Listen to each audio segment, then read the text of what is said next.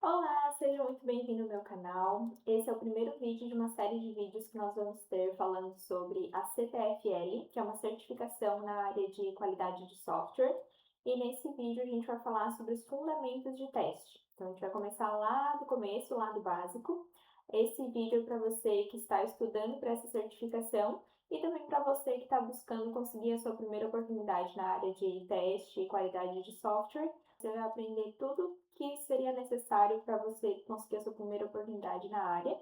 Então, você vai descobrir o que é uma técnica de teste, o que é um nível de teste, como testar de forma correta, como fazer um reporte correto para os outros setores, para os outros colaboradores ali do seu time, sobre um problema que está acontecendo no sistema.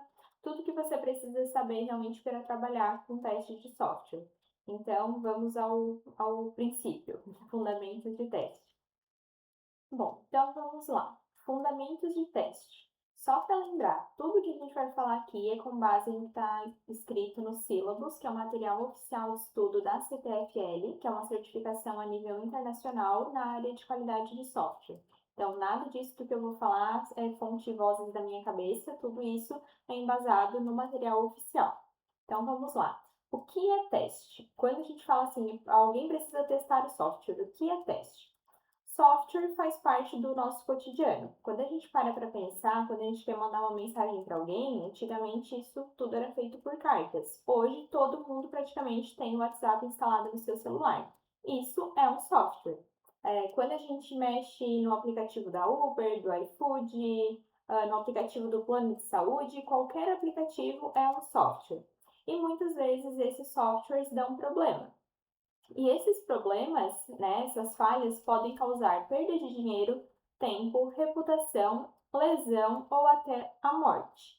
Quando a gente fala em lesão ou morte, pode parecer algo muito brusco, muito exagerado, mas quando a gente para lembrar que até os aparelhos nos hospitais possuem softwares por trás deles, é algo bem real, é algo bem plausível. Então, isso é muito importante que o teste exista para que isso não ocorra.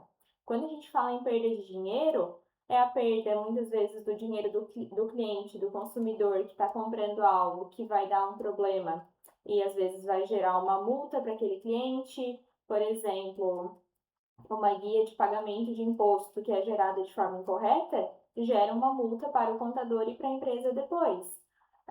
Ou um cliente que faz uma compra e essa compra é cobrada duas vezes, gera perda de dinheiro para o consumidor.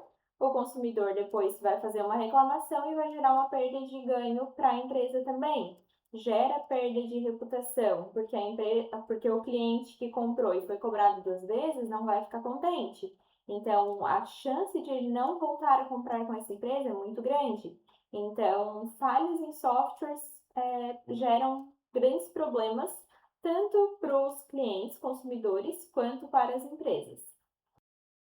Então, o teste de software avalia a qualidade e reduz o risco de falhas em operação. É um conjunto de atividades para descobrir defeitos e avaliar a qualidade dos artefatos, que são os objetos de teste. Mais para frente, a gente vai ver que o teste de software não deve acontecer só no final da implementação. Ele deve ser algo feito durante todo o processo de desenvolvimento. Então, é por isso que a gente cita objetos de teste, porque vão ser vários objetos de teste e não só o resultado final da implementação. Nessa parte, a gente também tem que lembrar de focar na parte de reduz o risco de falhas em operação. Por quê? O teste não vai garantir que não vai existir um erro, não vai existir uma falha naquele software. Ele só vai reduzir esse risco, mas sempre pode acontecer algum problema posterior. O teste também não é só executar casos de teste, ele envolve outras atividades e precisa estar alinhado com o ciclo de vida do desenvolvimento de software. Cada projeto, cada empresa vai trabalhar de uma forma, e é isso que a gente está querendo dizer aqui, que o teste não é só executar os cenários ali escritos previamente, mas também estar alinhado com o tipo de desenvolvimento que você vai fazer e com o ciclo de vida do seu sistema. Então, cada teste vai ter o seu momento para estar acontecendo.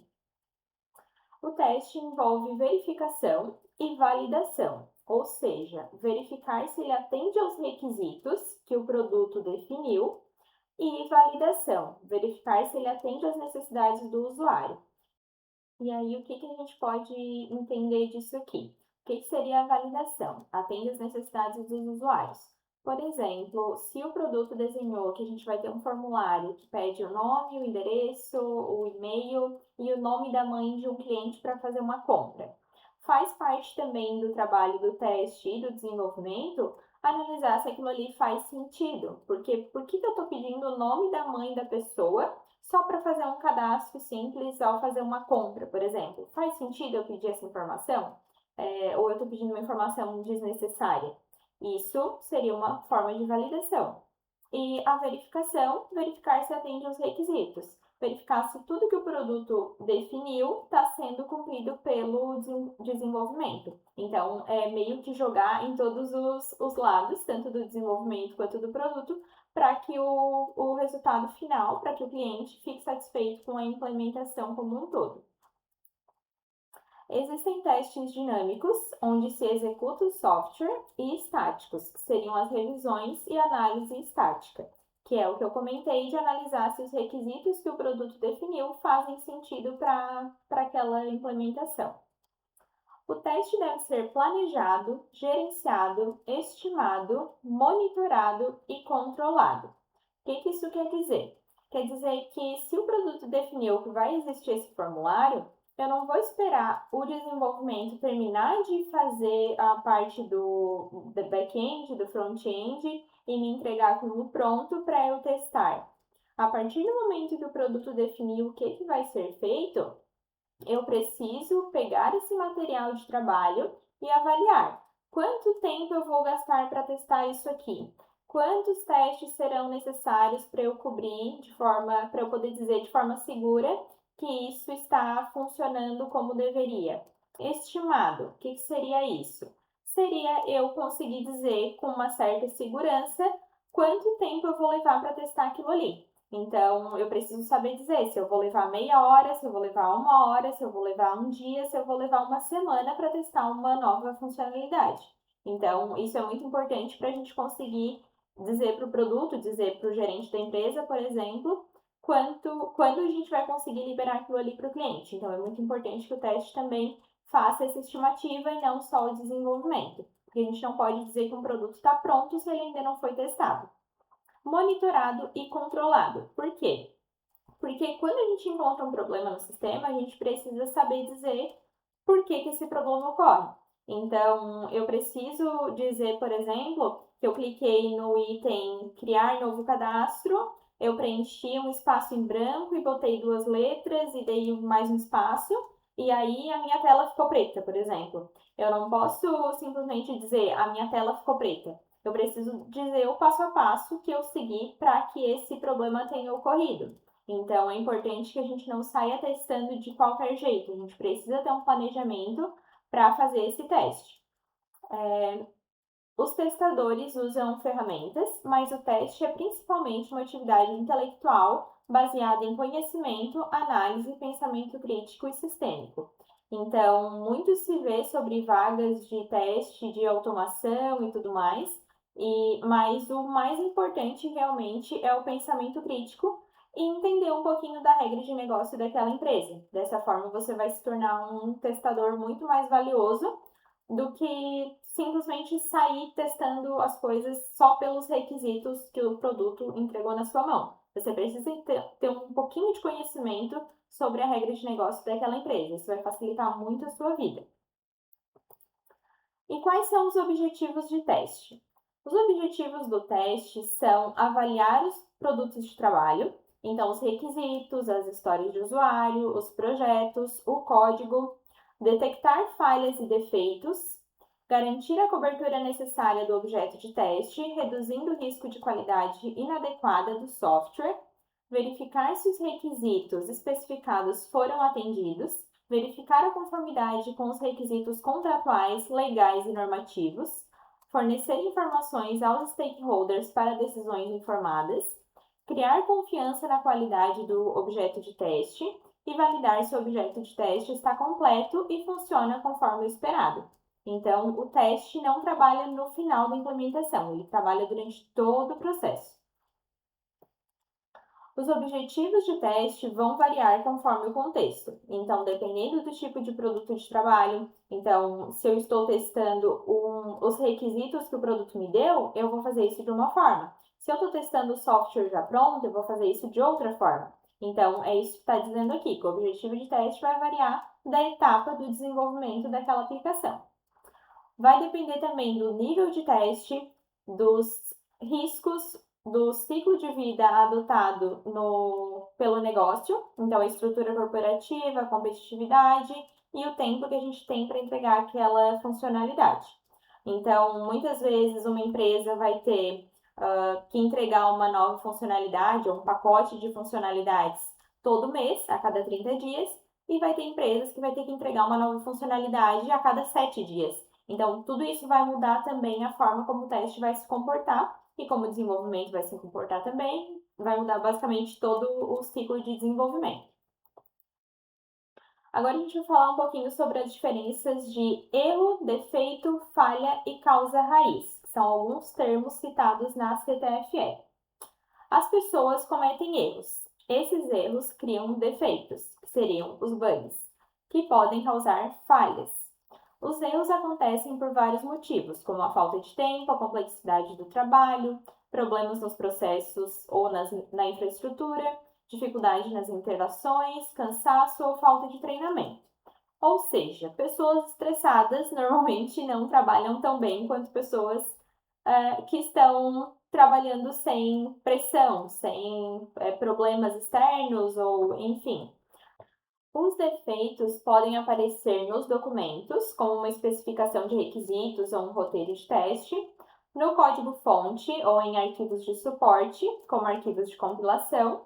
E se os defeitos criados nas primeiras etapas do desenvolvimento não forem encontrados, eles geralmente causam outros defeitos nas etapas seguintes.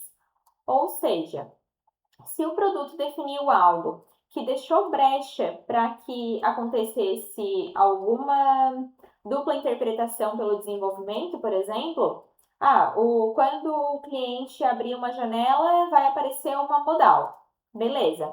Se ele confirmar essa modal, vai acontecer tal coisa, e se ele não confirmar a modal, vai acontecer o quê? Se o produto não tiver definido isso, o desenvolvimento pode entender que se ele não confirmar, ele não vai conseguir sair da modal, ou o desenvolvimento pode entender que se ele não confirmar, vai fechar a modal automaticamente.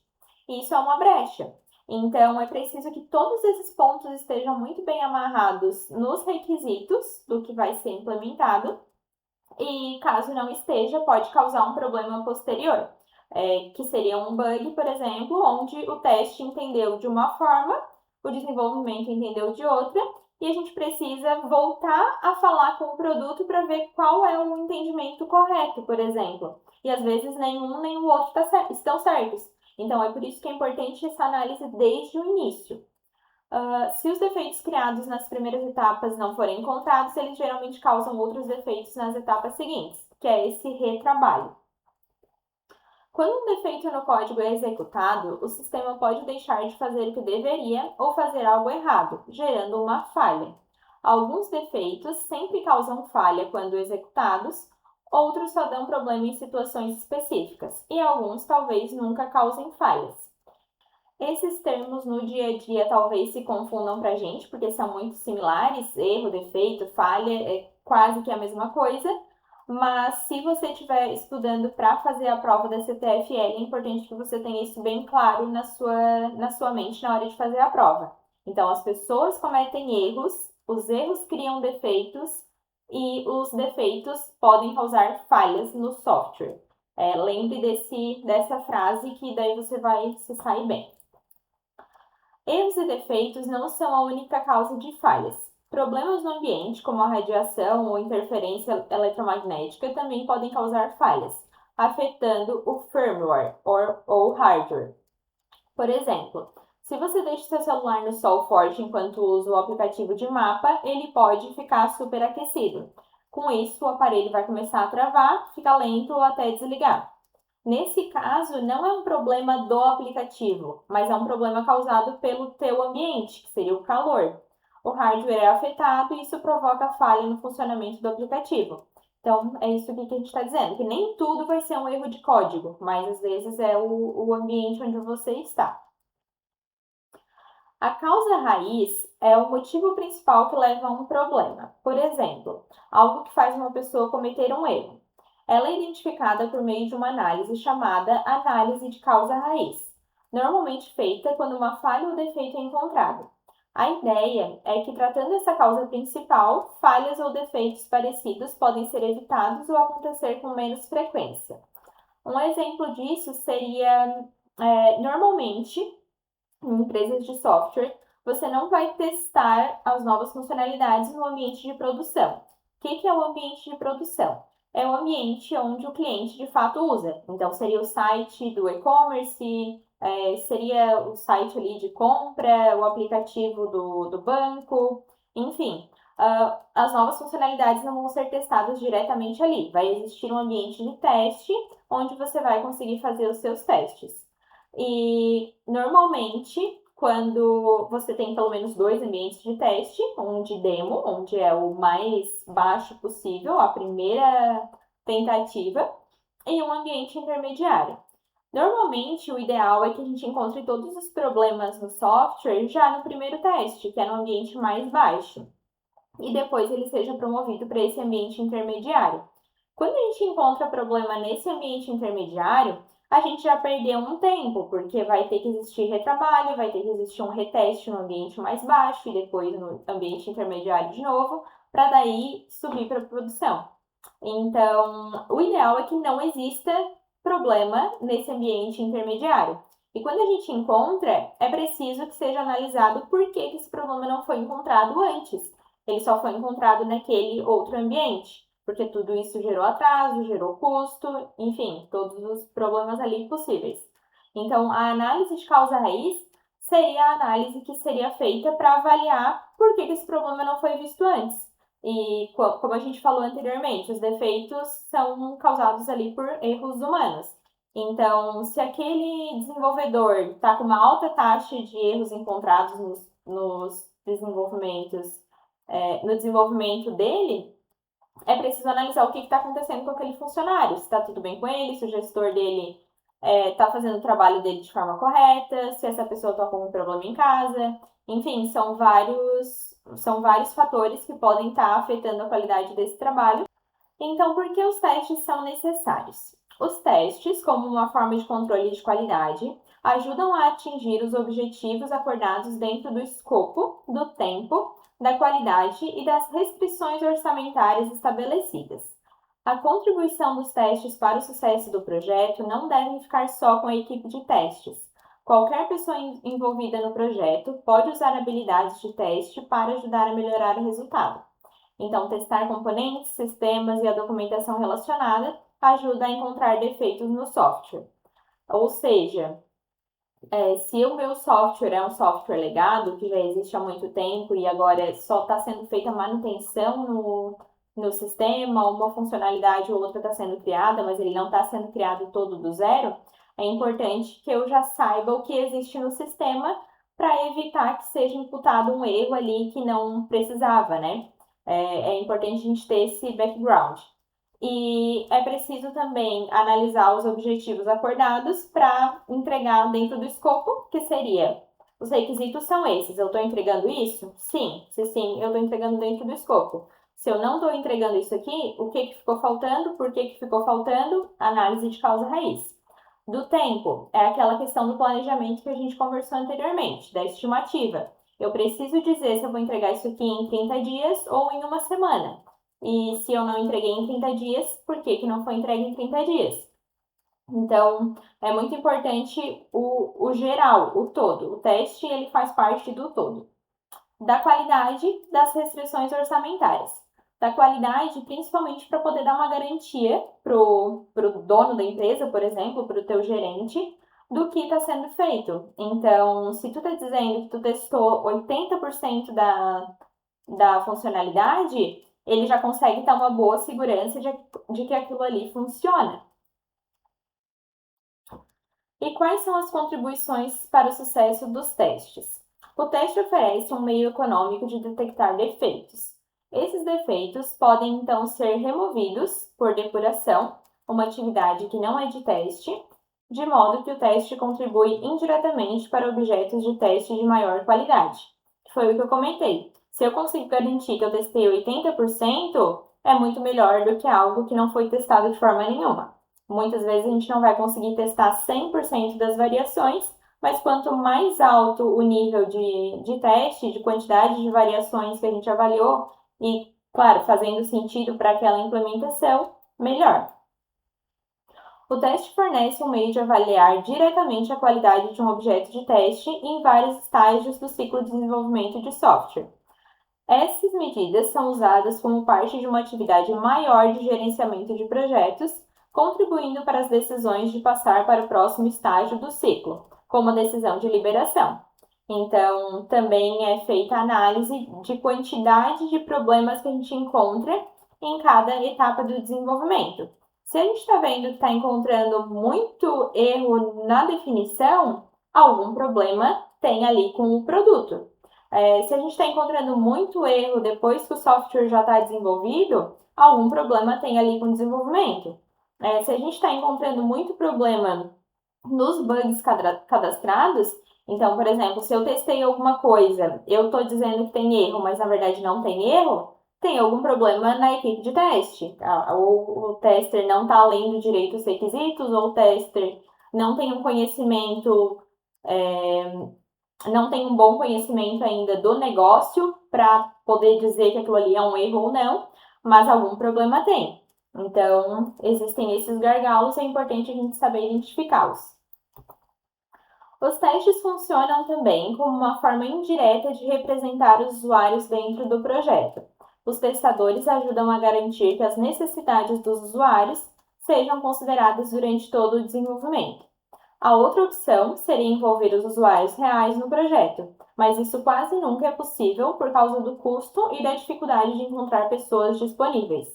Então, o tester vai ser como se fosse o usuário final, para não ter que estar chamando um cliente para estar testando o teu sistema, até porque isso não é viável e perde um pouco a credibilidade.